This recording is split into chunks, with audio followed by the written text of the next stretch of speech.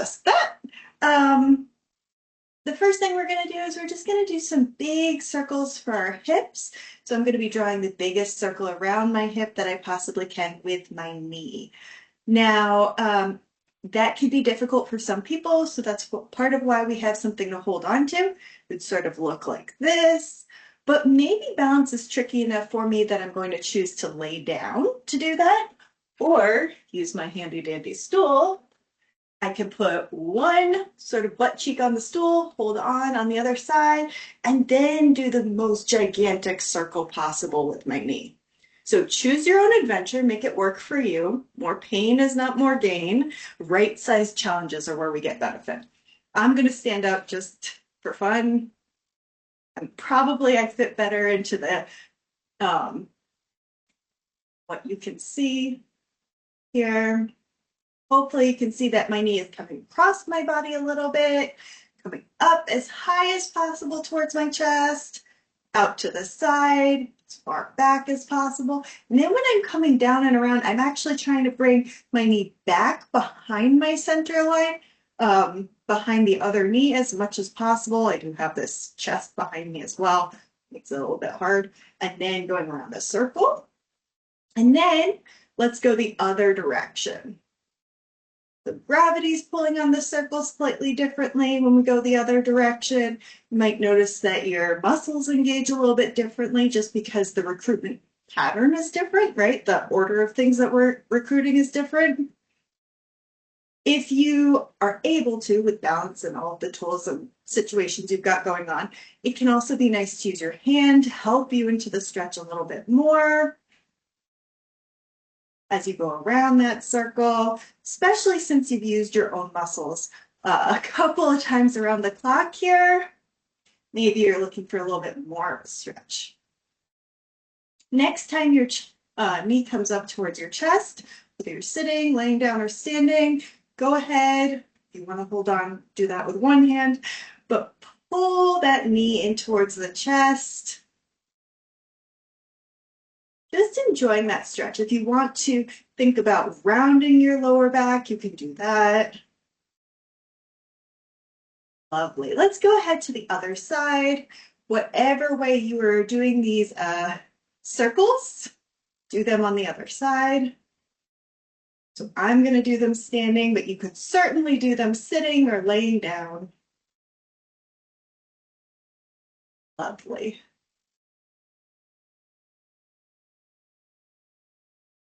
Thinking about getting into the four corners of that circle just as much as possible. So high as we can, far out or behind us as much as we can, down and then behind us as much as we can, and then across the body as much as possible.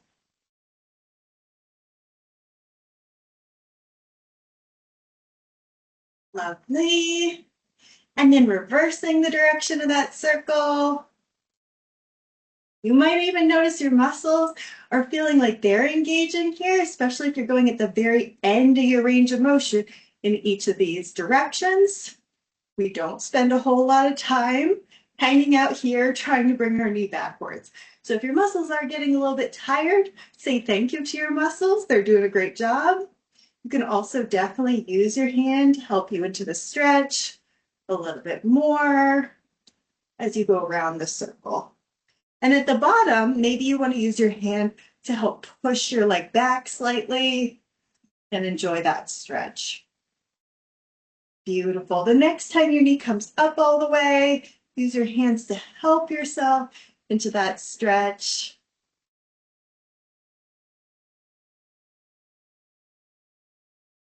Lovely. All right, you can put both feet down on the floor. Next thing we're going to do is a little bit of a figure four stretch. This again could be done laying, sitting, even standing if you need to, although recommend sitting or laying for this one. I'm going to show it sitting. So using my stool, I'm going to stretch my right leg out in front. I'm going to tilt you down a little bit just to make sure everybody can see. My right leg is stretched out in front of me.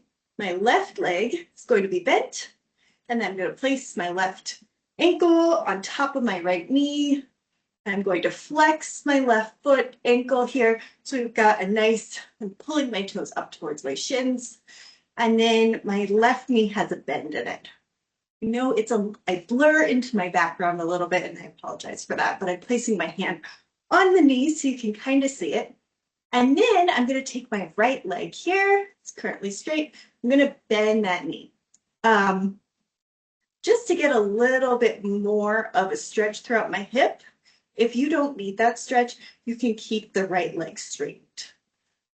From here, I'm going to place my left hand on that left knee, push it down towards the floor just gently to get a pleasant stretch. And then I'm going to tip forward, hinging at my hips so that my back is flat. And I just have a nice stretch all throughout that left hip. Now I could draw circles with my body here to play with the angles, find the really good spots.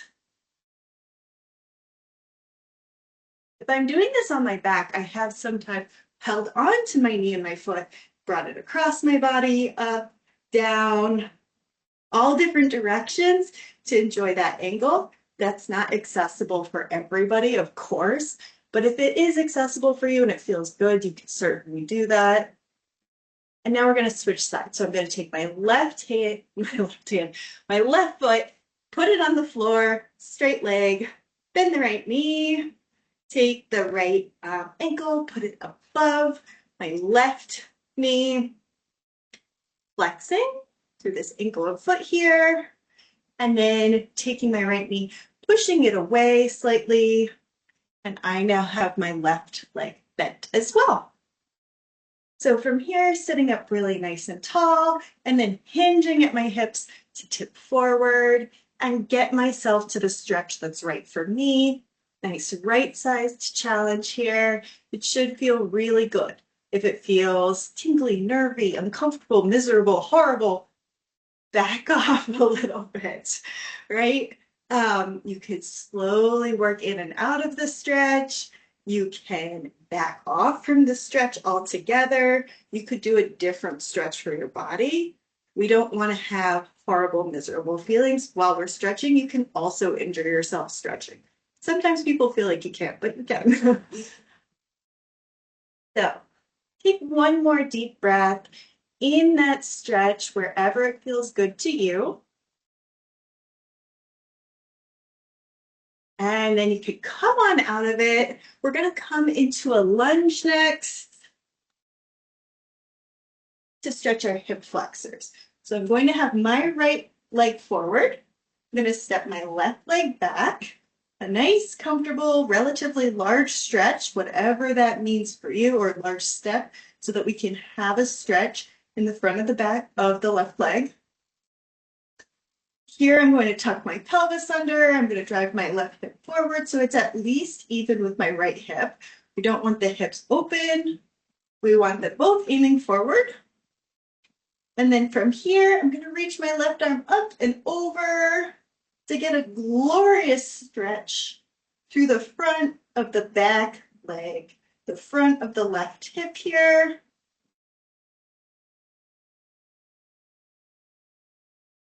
Beautiful. Whenever you're ready, you can come and switch sides. So now my left leg is going to be forward, my right leg is going to be back. I'm tucking through the pelvis. If I want to increase the stretch, I can bend a little bit into the left knee so that I'm increasing the angle for the right leg, the leg going back. And then I'm checking in with my hip bones, making sure that they're even. Both hip bones, like headlights, are facing straight forward. And then I can take my right arm, bring it up and over to increase the stretch. Finding the level that feels just perfect for my body.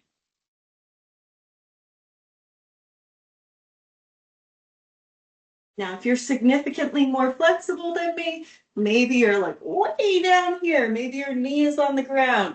That's totally fine. You're going to do what works for you, and you're going to take that feedback and that information from your body and you're going to use it. All right, I'm going to tilt you all back up. We're all going to come out of that hip flexor stretch next. And we're going to do a little something for our upper body. Got a good full body break going on today. I'm going to take my arms straight out to the sides. Make sure that I'm standing up nice and tall, making sure that my shoulders are staying down and that my arms are reaching away from that center line. Now from here, I'm going to take my hands, flip them so palms are facing up, and I'm going to reach behind me as much as I can. Obviously, it's not, I can't actually reach behind me, but I can squeeze my thumbs back just a little bit. There is a tendency for your head to come forward in this position. Strive to keep your ears stacked over your shoulders. Try not to let your lower back arch too much as you reach back with those thumbs. Now from here, take your elbows and bend them so we've got some good goalpost arms here. And I'm going to check in with my shoulders, dropping them away from the ears, drawing my elbows away from me, away from my midline, I mean, and slightly further back. And then I'm going to take my thumbs and I'm going to try and push my thumbs towards the wall behind me.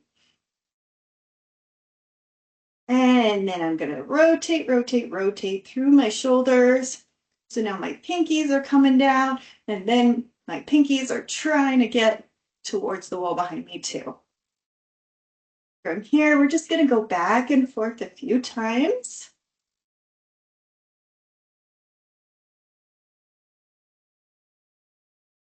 Finding where that stretch feels good to you.